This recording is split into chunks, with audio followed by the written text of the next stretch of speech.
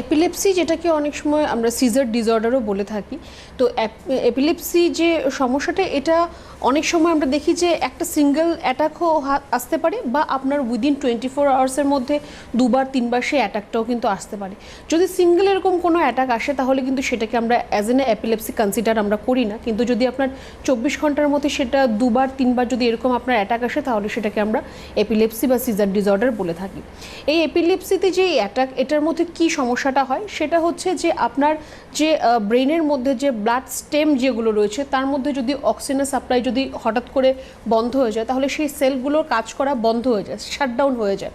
তখন একটা আপনার গা হাত পা কাঁপা, কনভালশন যেটাকে বলা হয়, সেটা হতে পারে, বা আপনার কিছুক্ষণ সময়ের জন্য আপনার হয়তো জ্ঞানটা আপনার চলে যেতে পারে। অনেক এগুলো এক একজনের ক্ষেত্রে এক এক রকম ফিচার্স থাকে। কারোর ক্ষেত্রে এরকম হয় যে একদম অজ্ঞান হয়ে যাচ্ছে কিছুক্ষণের জন্য, কয়েক সেকেন্ড বা 1-2 মিনিটের জন্য, তারপর আবার নিজে থেকেই সেই জ্ঞানটা ফিরে আসছে।